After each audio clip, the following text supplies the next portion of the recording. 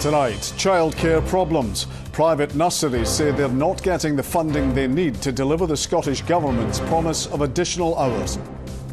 It's really important that we get that funding right, because those parents will not have places, the children will not have places to go. Also making the headlines, training in Scotland. The Ukrainian sailors who are here learning specialist skills to fight on the front line in the war against Russia. A new face at Celtic, loan signing Mortiz Yents, says he'd like to make his move to Parkhead a permanent one. Good, over. Nice, now make it hit the ground. Good job, young lady. And meet the American football players who've touched down in Glasgow to scout for future stars. I'm Emma Cameron in Edinburgh. And I'm John Mackay in Glasgow. This is the STV News at 6.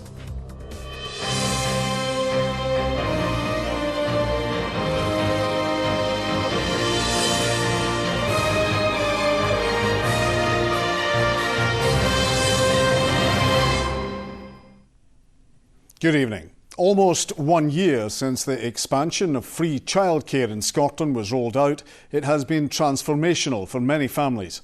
But private nurseries say it's pushing them to the brink of collapse and they're being shortchanged by councils. Children aged 3 and 4 are entitled to 1,140 hours of free childcare a year, but private providers say they're receiving less funding per child than council-run nurseries. With inflation pushing costs up, many have already closed their doors for good. Here's our political reporter, Laura Alderman. Singing from the same hymn sheet in more ways than one. Almost every child at this nursery in Edinburgh is here for free. Their place funded by a Scottish Government childcare scheme for 3 and 4-year-olds. New data shows private nurseries like this one provide almost a third of all free places. But councils, on average, are only allocating a fifth of their budgets to pay for it. It certainly doesn't feel fair. Net result of that is that a child who's attending our nursery is essentially receiving less funding than a child who would be attending a state setting. I think we would hope that for all children they have equal opportunities and the chance for equal outcomes, and if the funding is not the same by provider, then that isn't the case. The 1140 funded hours can be delivered by childminders, council and private nurseries like this one. However, it's normally the private nurseries that can offer more flexibility on when and how those hours are taken. But with a crushing funding gap, many may have to stop delivering the funded hours, and some may have to close their doors completely. We're more than regularly getting phone calls from people now who want advice on how to close their nurseries, and that's an awful conversation to have with people. You know, people's livelihoods, their staff, their children, their families that they're supporting. The policy itself is welcomed. You know, people think it's a good thing for parents. However, there are pitfalls. The whole funding model needs to be looked at, and it's one of the things that we're going to call on the Scottish Government to do, because at the moment it's not working. Council umbrella body COSLA didn't have anyone to speak on camera today, but said the scheme has helped double the number of hours for families, and there's limited value in creating simplistic comparisons. The funding arrangement between Scottish Government and COSLA allows local authorities to pay sustainable rates to private and voluntary and independent nurseries and childcare settings, so that they're able to pay their staff the real living wage at the very least. Private providers are hoping to continue discussions with the Scottish Government to receive an equal share from the funding pot for every child. Laura Alderman, STV News. Ukrainian sailors are being trained in Scotland as part of the UK's efforts to help in the war against Russia. They're on board 2 minehunter vessels, which the UK is handing over next year. The deal was struck before the invasion, and now these ships will play a vital role in detecting and destroying mines in the Black Sea. This specialist training comes as a crucial deal has been signed to end the blockade of Ukrainian ports, potentially averting the threat of a global food crisis. Here's our chief reporter, Sharon Frew. There's an intensity to this training, as very soon these recruits will need these advanced skills in hostile waters. For security reasons, the exact location and those involved in this operation cannot be identified. The preparation for frontline combat includes weapon handling, patrol tactics and battlefield first aid. We all understand the urgency of the task at hand, so it's a professional privilege really to be working with the Ukrainian Navy, who are incredibly focused on getting the job done, and that's motivating for my team to be able to give them the best training we possibly can.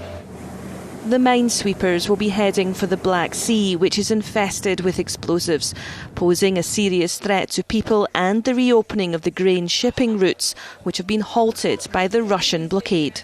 We have to provide all security corridors for international traffic to deliver grain and other stuff from Ukraine to the rest of the world. Of course, we need a lot of new technologies and advanced weapons to finish this war as soon as possible. We are not interested in frozen conflict.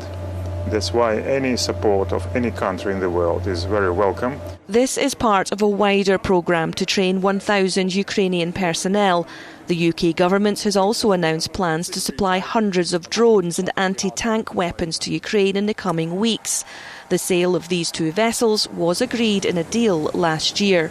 We've had to speed up the timeline because of the war, and frankly, there's nothing, I think, that we wouldn't consider providing. There's lots of pros and cons to everything, and that doesn't mean that we would provide it. But we've now got a relationship with our friends in Ukraine where they tell us very honestly what they need, and we consider everything they ask for.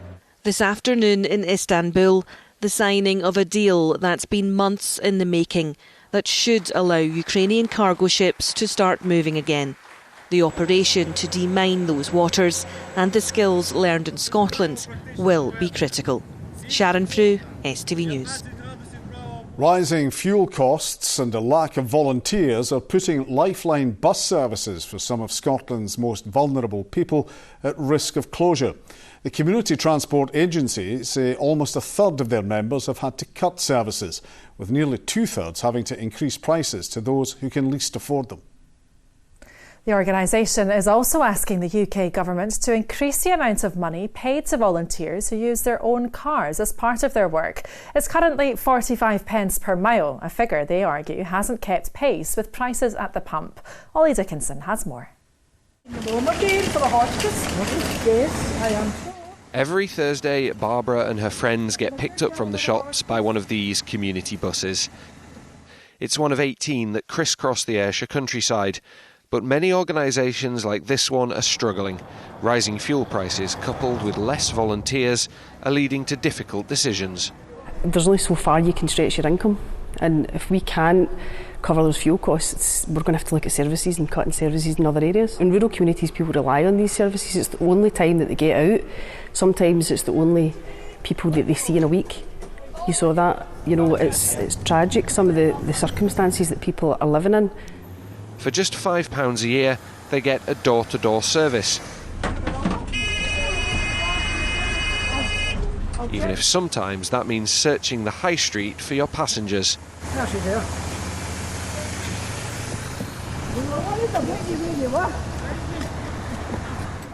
But for the women, it's much more than just a bus. Oh, it lets me go for my messages once a week. And if it didn't exist, what would you do? Oh, hey, I've never moved to his son. That's the only time I moved. That's me to next Thursday now. It does a lot for me. It really does.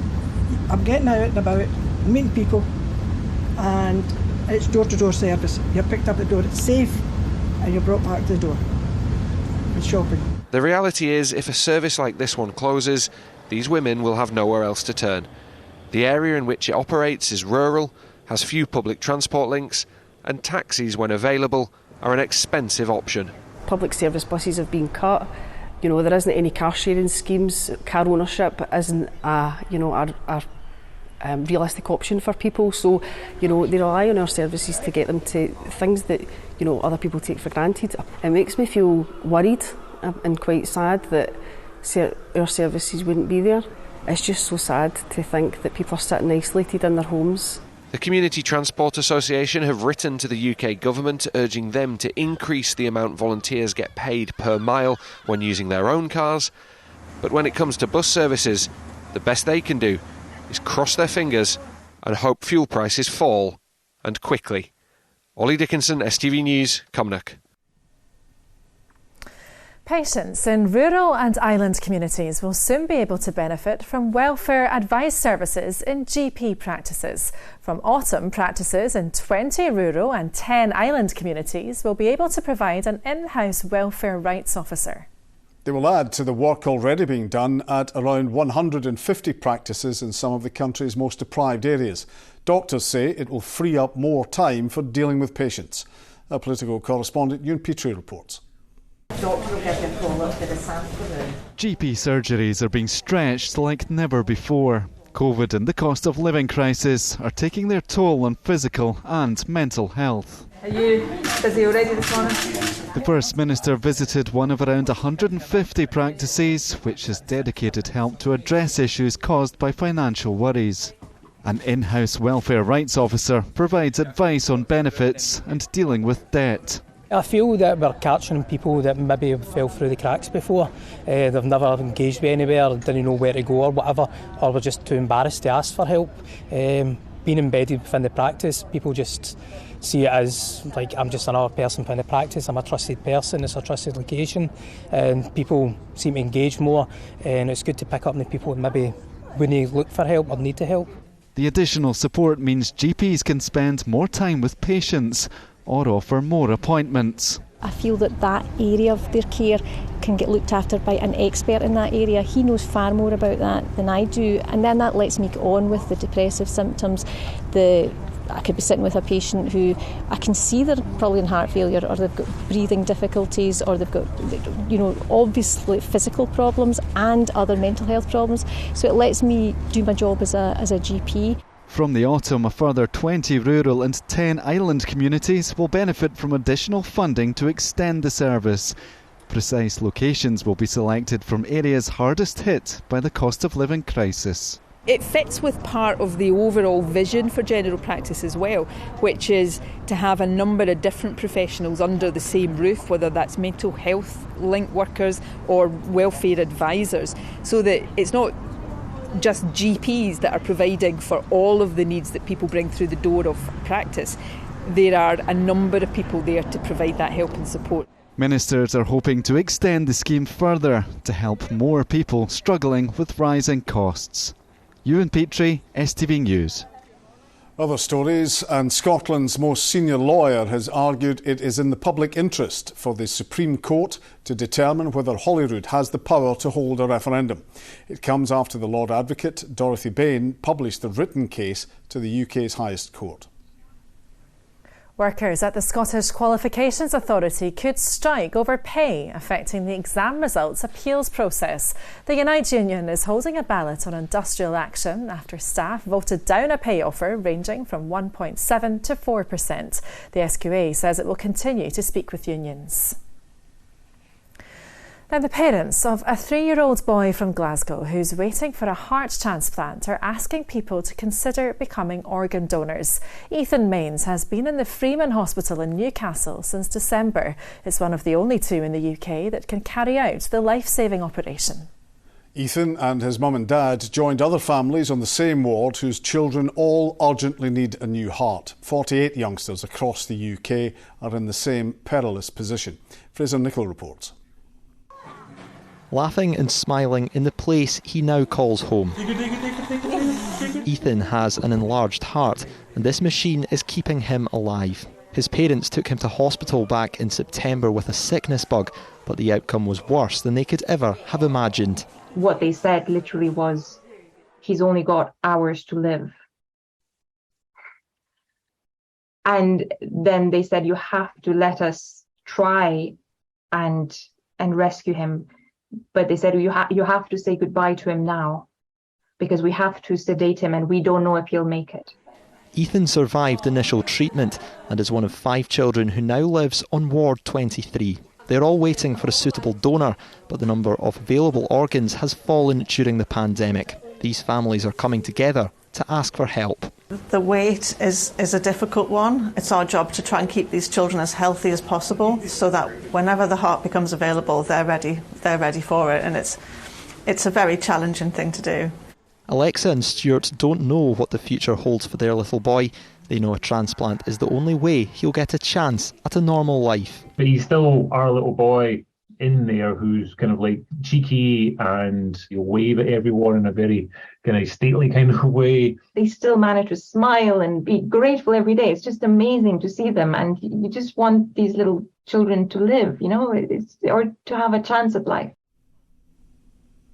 Best wishes to Ethan. Fraser Nichol reporting there. To the sport now, and a big weekend for bowling. Ronnie is in Ayrshire to tell us more.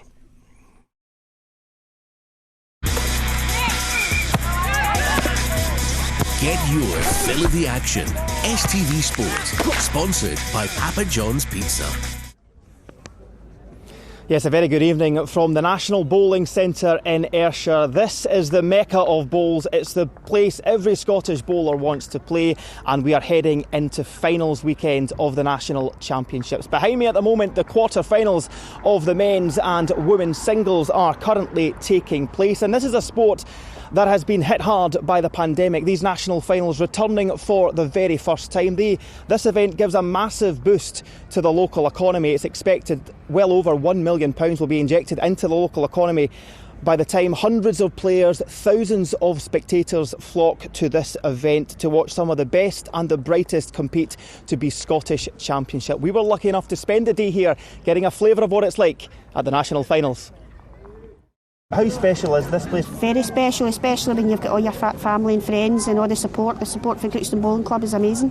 Talk us about that last bowl, the last game. Oh, that last bowl, oh my. That last bowl. Tell us about it. Don't ask me how I done it. Caroline thought we were lying too, but I thought it was just the one, so I knew I had to try and do something, and trailing that jack to get 4 was just amazing. I was buzzing all night.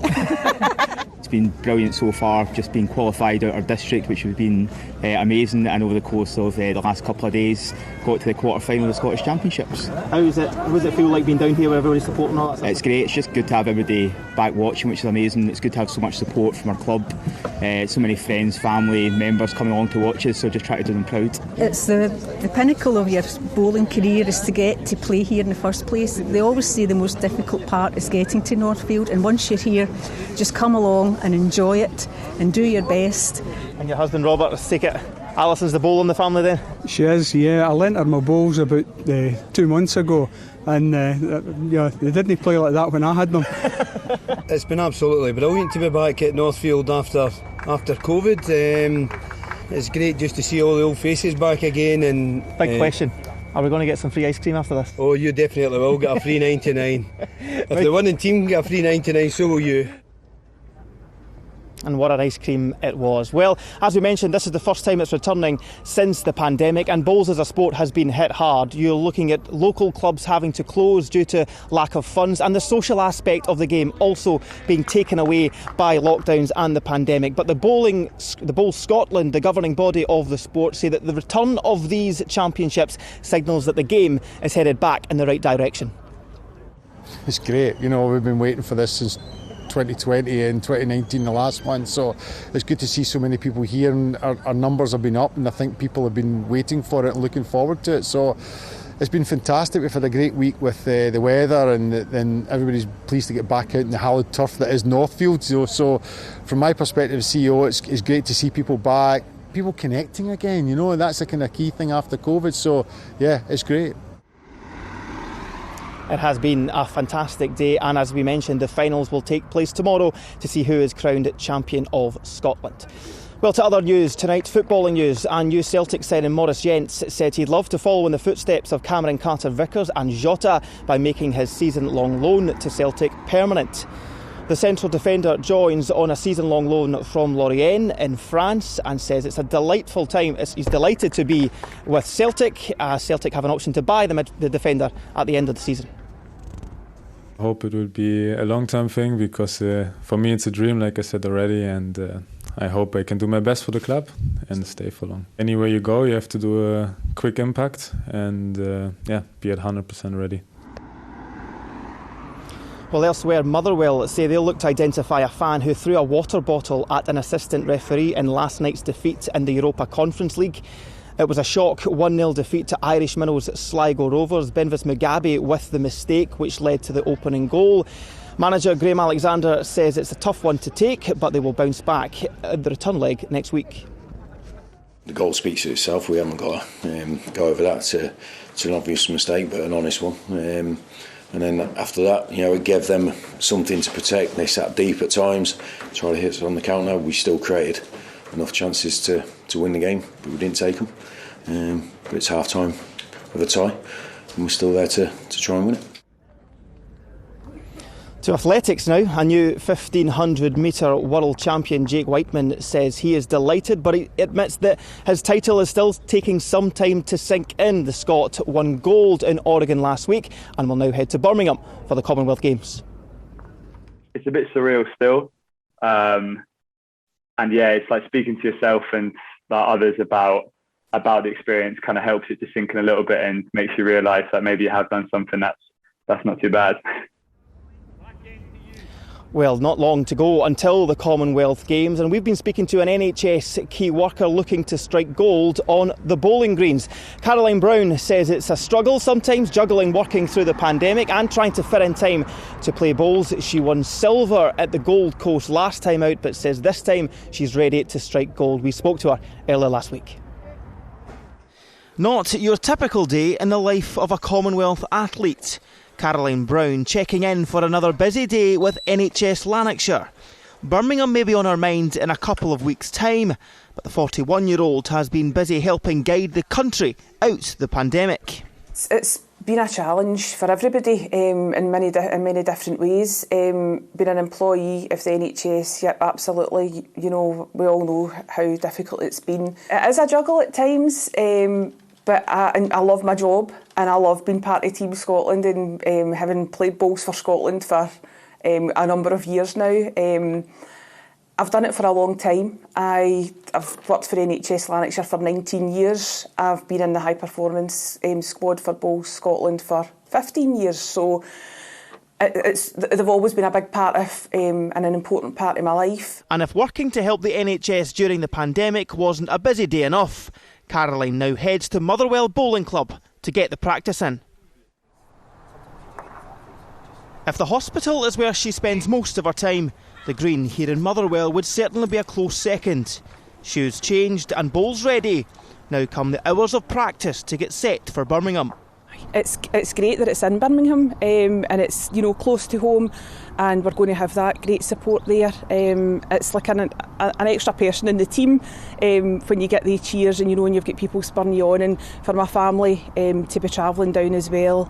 It's just amazing. I'm looking forward to that aspect of it as well. This will be Caroline's 4th Commonwealth Games, with the best finish coming 4 years ago and the Gold Coast winning silver in the triples. Now 2022 will see her skipping the triples and the fours. She's determined not to lose out on gold again. You reflect back on the last games and how close you got and how you felt at that time, so it definitely spurs you on, and I'm ready to be doing battle again and fighting for that gold medal. Caroline and the rest of Team Scotland will look to make history when the Lawn Bowls begins at the Commonwealth Games on Friday the 29th of July. All the best to Caroline. Well, that's all your sport from me tonight, folks. The men's and women's singles quarter-finals are still taking place behind me. What a week of bowls it has been at the Bernabeu of Bowls here at Ayr Northfield, the National Centre for Bowls. That's all your sport tonight. Get your fill of the action. STV Sport, sponsored by Papa John's Pizza. The Bernabeu Bowls. Here's Sean with the weather. The outlook for the day is calm and settled.